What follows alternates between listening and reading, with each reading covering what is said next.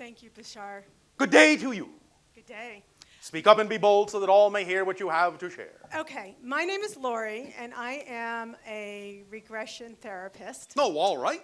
And Is that fun for you? it is so much fun. Oh, I just thank you. love it. And Thank so you. this is so relevant for me. Yes. When I'm working with people and I want to help them help themselves now based on things that or in the past life, which obviously are in the parallel life, Yes. and the future life, I want to know really how to bring more peace to themselves. You know, I mean, it's not just, it's the personal, and it's what's happening in 2013 with war and judgment and hatred. And Yes. how do we get Well, you past can begin this? many ways. First of all, of course, the very concept itself, if absorbed by the person, that all these lives are simultaneously coexistent, can automatically, if you truly understand that, if a person truly understands that structure, that relationship of everything being here and now, existing simultaneously, that immediately negates the idea that there can actually be a cause coming from the past. Do you understand? Yes. All the things you call causes coming from the past, karma, whatever you want to call it, is completely self-imposed and completely created from the present.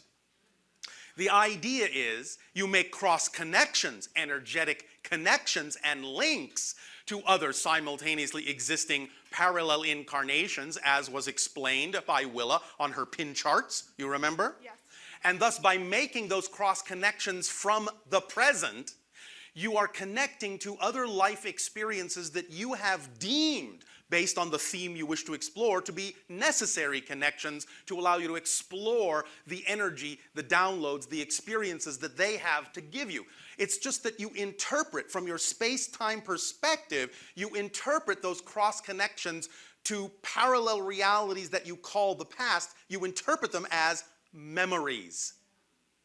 But that's created from the present.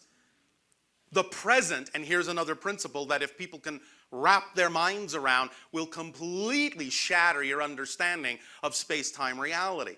The present creates the past, not the other way around. Then does the future create the present? No. See, I am confused. Thank you. The future creates the present when the future becomes your present. But while this present is your present, it's also creating what you call the future. Because you're looking at it as downline in the past, upline in the future, from the present. But when you arrive in the future, isn't it always now? Yes. So it's just that you are allowing what you now call the future to finally simply become your present. To accept it, that it does exist as a present reality, and to actually experience it as a present reality. So what you're actually doing in that sense is you're still creating that future from the present, but the way you do it is by turning the future into your present. Did that make sense? But the idea, let us finish, the idea is that you can actually do the same thing with the past. Since you're creating the past from the present, you can actually use the present to alter the past. Because if you truly understand that you are shifting through parallel realities, billions of parallel realities every second, then what that also tells you is that billions of times per second, you are actually expressing your consciousness through the eyes of literally a different version of you, which is literally a different person, isn't it? Yes. So if it's literally a different person, then that person doesn't have the same history. Doesn't have to have the same history. You can make that present person seem to have a similar history or not, but that's actually up to you. Whatever you define yourself to be now is what determines the person you are now and determines what so-called experience of future and past that person has. So this is why we have talked before about this concept called the 13th step, taking a cue off of what you call your 12-step programs. this usually on your planet applies to all forms of what you call addiction, and how to allow yourself to let go, so to speak, of that addictive behavior. Now, we are in no way, shape, or form saying that people have to stop doing those 12-step programs if that's the permission slip that works for them. All we are saying is you can also, at some point, when you're truly ready to understand this, add a 13th step. And the 13th step is actually this, that when you truly, truly know, not believe, not think, when you truly know you are a different person, and truly thus then know that as a different person, there is a different history, that doesn't mean that you have let go of the addiction. It means you never had it. And that's why there's no urge in the person that you are now, not because you've transformed it and are dealing with it. It's because the person you are now knows they simply never had it. It's simply not a consideration. It simply doesn't exist in their mindset and never has. Make sense? 100%. Does this help you? Yes, it does. Thank you. Thank you.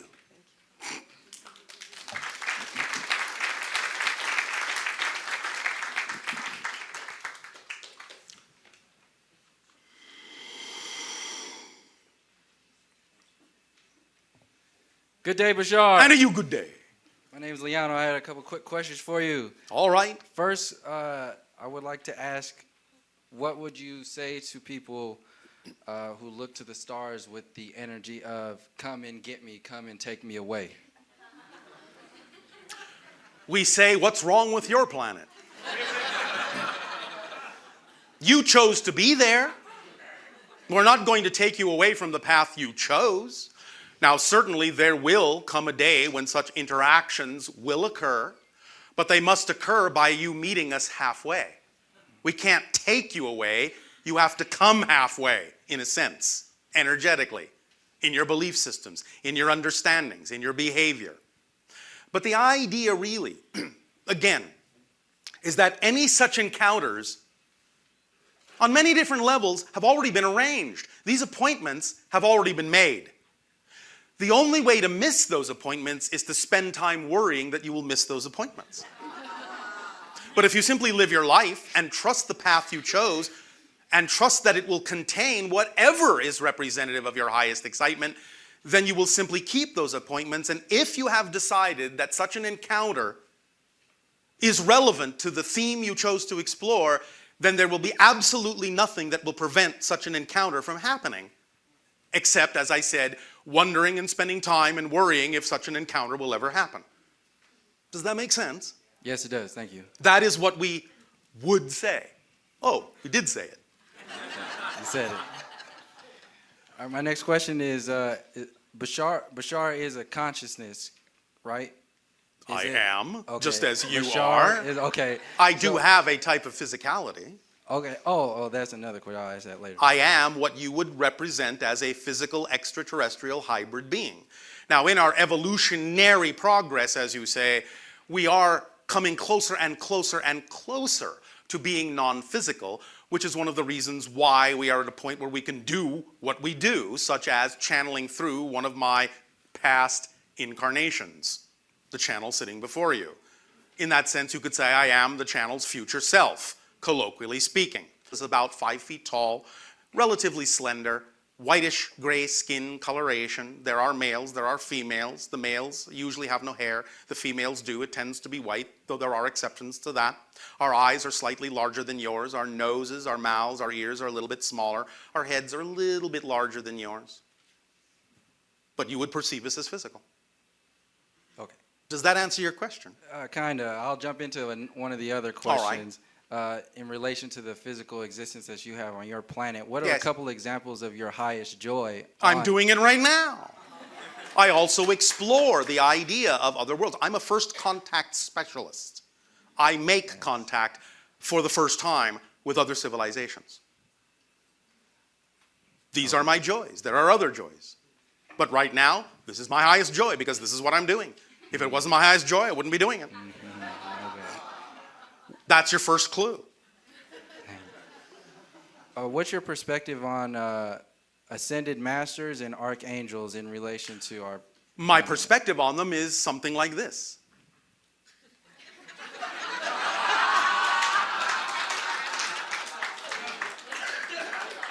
Touche. And sometimes like this. And sometimes like this. Sometimes like this. Sometimes like that. Basically, Thank you. the idea of what you typically on your planet refer to as an angelic energy. We can euphemistically say, now of course this is in a sense a symbol, but we can euphemistically say that they are the next step down from all that is. The first split off from all that is are what you call angelic consciousnesses. Does that make sense, first of all? Not yet. All right. You understand the concept of all that is? Yes. What you typically call God? Yes. Well, you understand that everything is made of God, yes? Yes. Therefore, everything in a sense is like a step down, taking the frequency and differentiating it and splitting it up into smaller and smaller and smaller pieces? Yes? Yes. All right. Well, the angelic realm is the first step down from God. The first reflection of all that is into many reflections. That's what you call the angelic level. Does that make sense? Yes. Ascended masters are simply beings who allow themselves to incorporate within their expression of being in any given reality more or most of the totality of the collective consciousness of that reality, and the vibration raises up, and they can sometimes remain in that reality, dispensing information, sharing information, or they can ascend to the point where they completely leave that reality, maybe even leave physical reality altogether. Ascension is just a matter of degree of frequency, in the same way that you could say that steam is the ascended master of ice. Make sense? Perfect. Thank you. Yes. Does that answer your question? Yes, it does. Well, thank you. Next question is... Last question. Last question is... I was trying to push it. Christ consciousness. That's the collective energy of your entire world. Just as Buddha nature is, just as Krishna spirit is, doesn't matter what you call it. It's the collective expression of your world through a single individual. Make sense? Exact. Thank you. Thank you.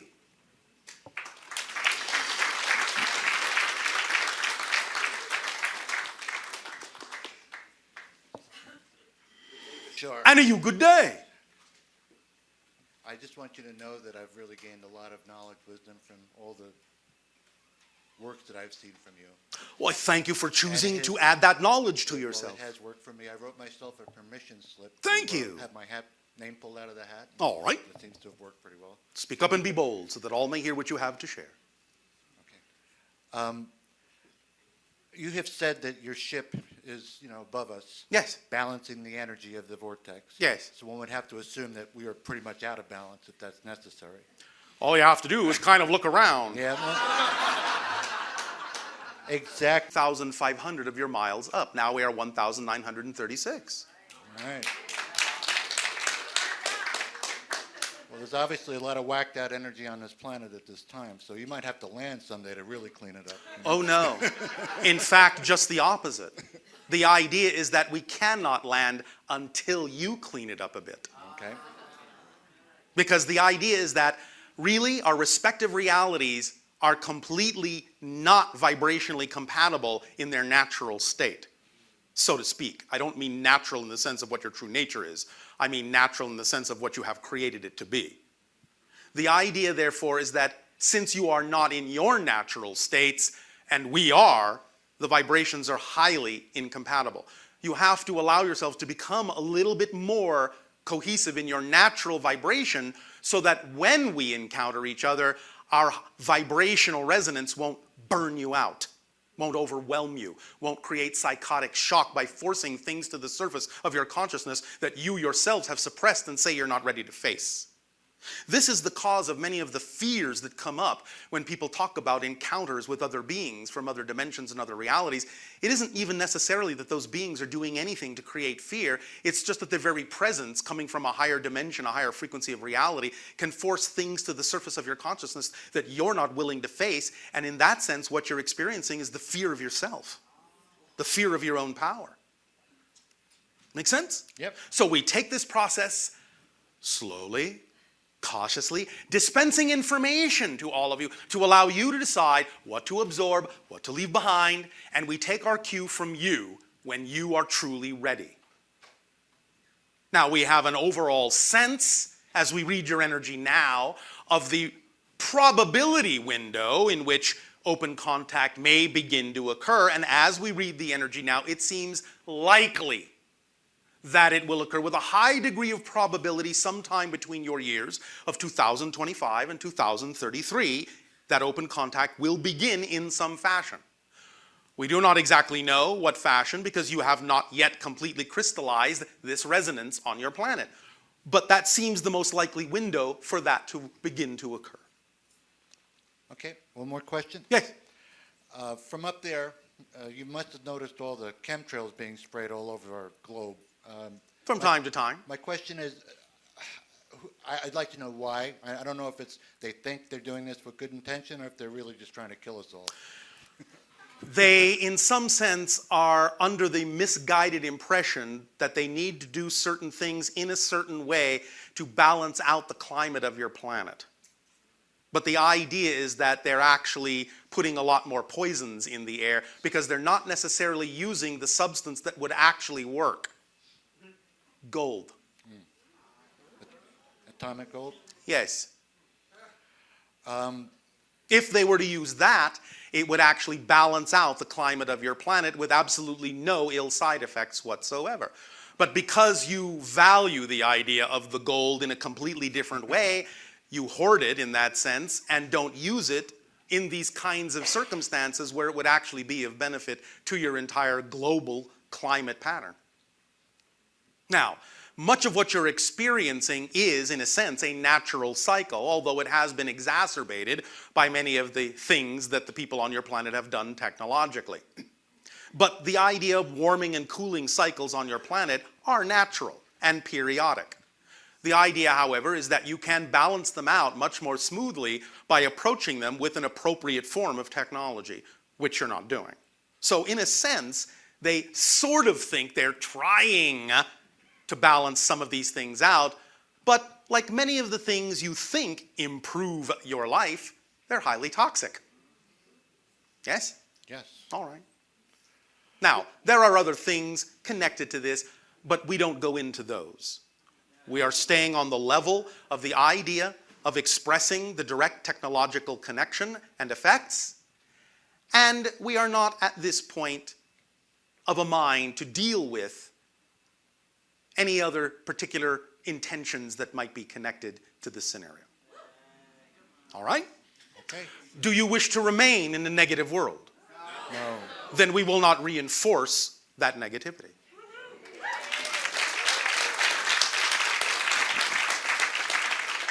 You see, this is a very interesting paradoxical use of power.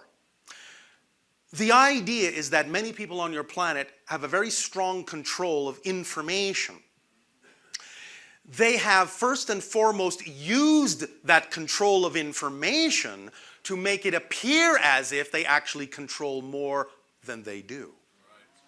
So the idea is that when individuals, and again, it doesn't mean that you should not be aware that individuals may have negative intentions, but when many individuals go to the extremes of starting to look into what you call conspiracy theories, and they assign these powers, these abilities to do the things that you're all afraid they can do to these people, you are thus then giving them that ability.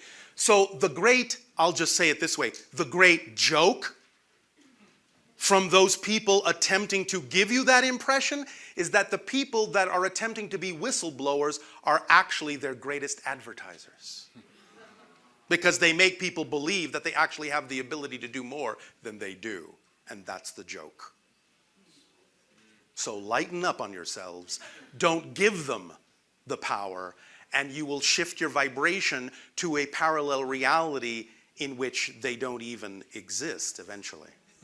All right? That'd be very nice. That's how you change the world. You don't change the world you're in. You change yourself through your actions, through your knowingness, through your energy, through your behaviors, and you shift yourself to a parallel world that's already more reflective of the world that is representative of the change you've made in yourself. Does that help? Yes, it does. Then happy trails to you.